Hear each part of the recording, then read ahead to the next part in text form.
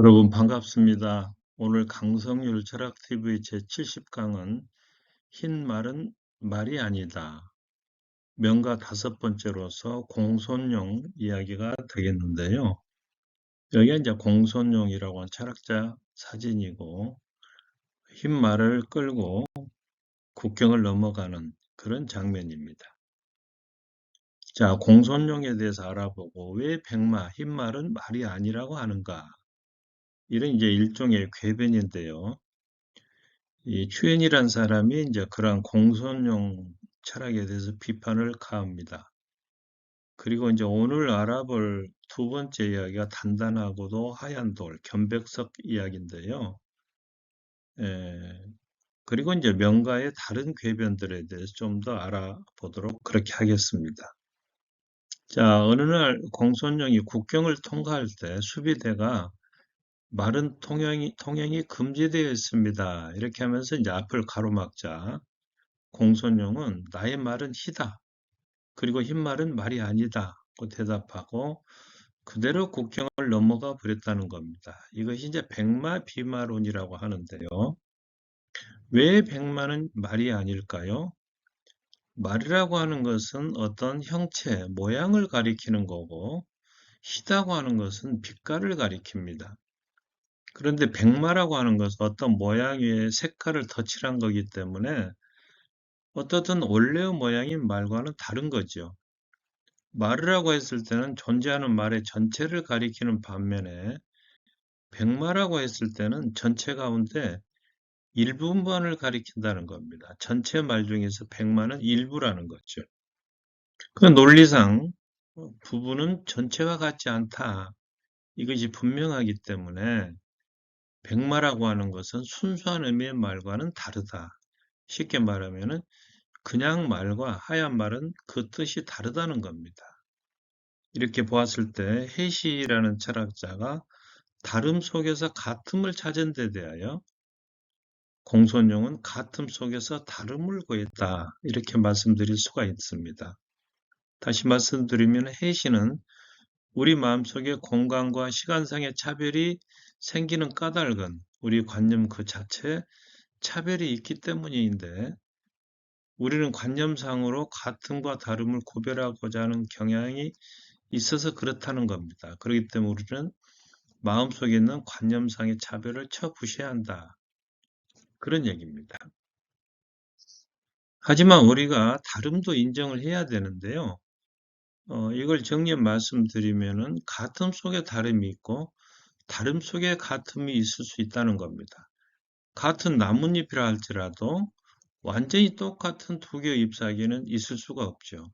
또 너와 나는 다르지만 모두 한국인이라고 하는 점에서는 같죠. 모든 인간은 인류라고 하는 점에서는 똑같지만 지구상의 어떤 인간도 완전히 똑같은 경우는 없습니다. 자, 다시 궤변에 대한 이제 반경 이야기인데요. 그러한 공손용의 한 농부가 그럼 백마가 말이 아니고 뭐란 말이요? 이렇게 묻자 대답하지 못했다는 일화도 있고 공손용이 앞서서 제나라 직하라고 있어요. 그 임치라고 하는 큰 도시 안에 직하라고 하는 학궁이 있었는데 여기에서 이 변론가들을 설득시켰던 사람 가운데 송나라 아엘이라는 사람이 있습니다. 한비자편에 나오는 이야기인데요. 아엘은 여러 가지 색깔을 사람들에게 보여준 뒤에 흰색은 색이 아니지요. 그러니까 사람들이 고개를 끄덕이는 거예요. 이게 이제 직하학궁의 그 터자리입니다. 자, 그렇다면 흰말은 말을 할 수 없죠. 그러니까 끄덕인 거예요. 자, 이 논쟁에서 승리한 아엘은 기분이 좋아서 송나라로, 자기 나라로 이제 이 제나라에서 이제 넘어가는 겁니다. 귀국길에 올라왔어요. 근데 제나라 국경에 관문을 지나려고 하는데 병사들이 앞을 가로막아요. 관문을 지나려면 말에 따른 세금을 따로 내야 합니다. 그러니까 아열이 100만 원 말이 아니다. 그런데 무슨 세금을 내라고 하는가? 그러니까 병사들이 그냥 아열을 끌어내린 겁니다. 말해서. 그러니까 아열이 나는 얼마 전에 직하 토론에서 100만 원 말이 아니다고 하는 사실을 증명했는데 왜 세금을 내라 하는가? 이렇게 또 이제 물어보는 거예요. 병사들이 정 그렇게 우기신다면 말의 색깔, 곧 백색만 떼어가고 말은 남겨 두시지요. 말은 후일 세금을 내고 찾아가시면 됩니다. 이렇게 대답을 하자 결국 아엘은 세금을 내고 국경을 통과했다. 이게 지금 중국 국경의 모습입니다. 다른 선로는 관문지기가 아엘에게 그럼 백마가 말이 아니면 양이란 말이요? 이렇게 이제 되물어서 통행료를 받아냈다. 그런 이야기도 있습니다. 말하자면 화양된 말로 학자들을 이길 수 있었을지는 몰라도 법규를 지켜가며 성실하게 사실에 근거해서 이렇게 세금을 받아내는 문지기는 속일 수가 없었다. 그 국경의 그 모습입니다. 자, 그렇다면 공손용은 누구일까요? 공손용은 이제 성이 공손이고 이름이 용입니다. 기원전 320년에서 250년까지 산 철학자인데 중국 조나라의 문인이자 철학자라고 할 수가 있습니다. 현재 남아있는 저작은 공손용 자라고 하는 책뿐인데 이 책은 명나라의 경제 모음인 경제모음이죠. 도교의 대장정격인데 이 도장에 보존되어 있습니다. 이 조나라는 여기가 있죠. 여기에 조금 전에 말씀드린 이제 백마 비마론이 있고 그 다음에 이 다음에 알아볼 견백 이동론이 있는데요. 이러한 것을 공손령이 주장한 그 본뜻은 사물의 외관과 본체를 혼동해서는 안 된다. 명분과 실체를 혼동해서는 안 되며 그 관계를 바로 잡아야 올바른 정치가 실현될 수 있다고 하는 정치윤리하고도 상통합니다. 여기에서 이제 남한산성이라고 하는 영화를 우리가 생각하는데요. 나라의 운명이 그곳에 갇혔다. 남한산성이라고 하는 영화는 2017년에 개봉을 했는데 병자호란 때 남한산성에 갇힌 인조가 청나라에 항복하기까지 과정을 그리고 있습니다. 남한산성이죠. 남한산성. 이때 이제 이주판서로 이제 분장한 이병헌은 이제 최병길이죠. 최병길이. 치욕을 당하더라도 청에게 항복해 백성을 지켜야 한다.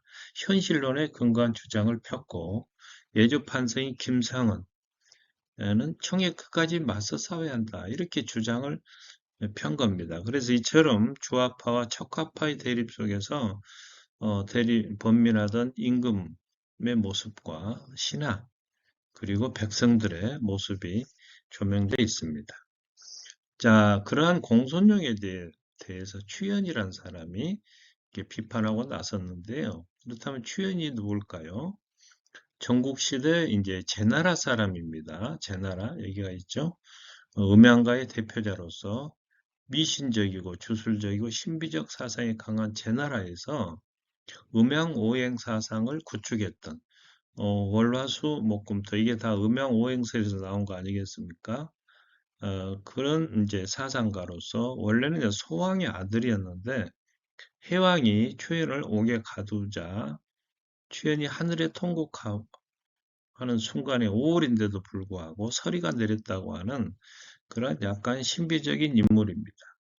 자, 추현이 공손령에 대해서 어떻게 비판했냐면은 올바른 변론을 위해서는 명사의 뜻이 우선 분명히 하고 모든 사물의 같음과 다름을 구별할 수 있어야 하며 진리를 명백히 밝혀야 하는데 그러나 공손령은 이러한 조건을 하나도 갖추지 못했다. 이후에 평원군 사군자 중에 한 사람인데 공손령을 예로 대우하지 않았다. 여기가 이제 추연이고 공손령이고 이게 평원군입니다. 그 다음에 이제 두 번째 이야기 단단하고 하얀 돌, 견백석이라고 하는데요. 우리는 단단하고도 하얀 돌의 개념을 얻을 수 없다. 자, 왜냐하면 한 덩어리의 견백석은 세 개의 감각으로 이루어져 있다는 겁니다. 첫째는 촉각의 단단함. 손으로 만져보면 단단하죠. 눈으로 보면은 하얗습니다. 그리고 실체로서의 돌 그 자체가 있다는 것. 그래서 이 세 가지가 의식상으로는 한데 어울려서 한 덩어리의 단단한 흰 돌로 보이는 거다. 자, 그러나 우리 눈으로 볼 때는 흰 색깔만 볼 뿐 단단함을 느낄 수 없고 손으로 만질 때는 단단함만 느낄 뿐 하얀 색깔을 볼 수가 없습니다. 다시 말해서 시각과 촉각은 우리 뇌리에 동시에 들어오지 않기 때문에 단단함과 하향은 서로 분리되는 것이고, 따라서 우리는 단단한 돌이나 하얀 돌의 개념을 얻을 수 있지만 단단하고도 동시에 하얗다고 하는 돌의 개념을 얻을 수는 없다. 그런 얘기입니다. 명가의 다른 궤변을 몇 가지만 들어보면 날아가는 새의 그림자는 일찍이 움직여 본 적이 없다. 비조지형, 미상 동야라.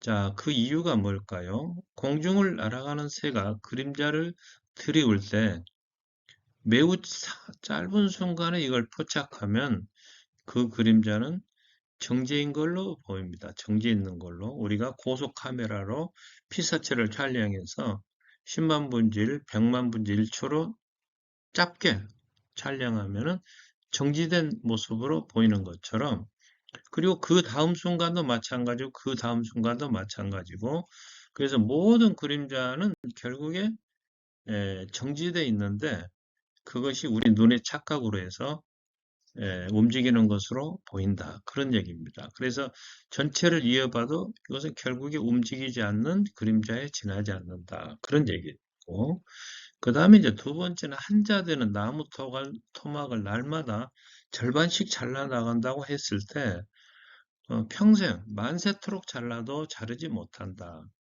일척지수를 일취기반이라도 만세 불가리라, 이런 얘기입니다.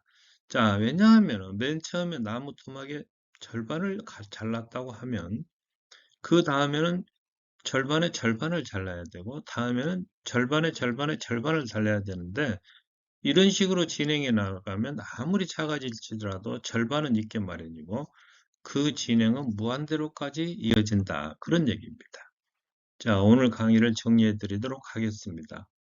공손령은 국경을 통과하면서 말을 제지하자 나의 말은 희다, 그리고 흰말은 아니다 하고 국경을 넘어갔다는 일화가 있는데 이걸 이제 백마비마론이라고 합니다.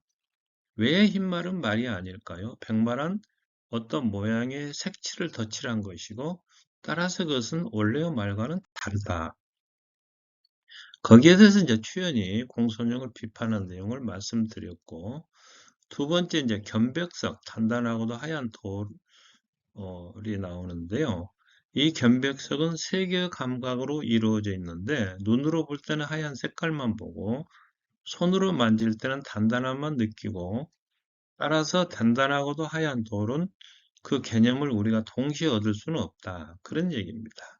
그리고 명가의 다른 궤변들의 이야기도 좀 잠깐 말씀드렸습니다. 오늘 영상이 좋으셨다면 구독과 좋아요 부탁드리면서 시청해 주셔서 감사합니다.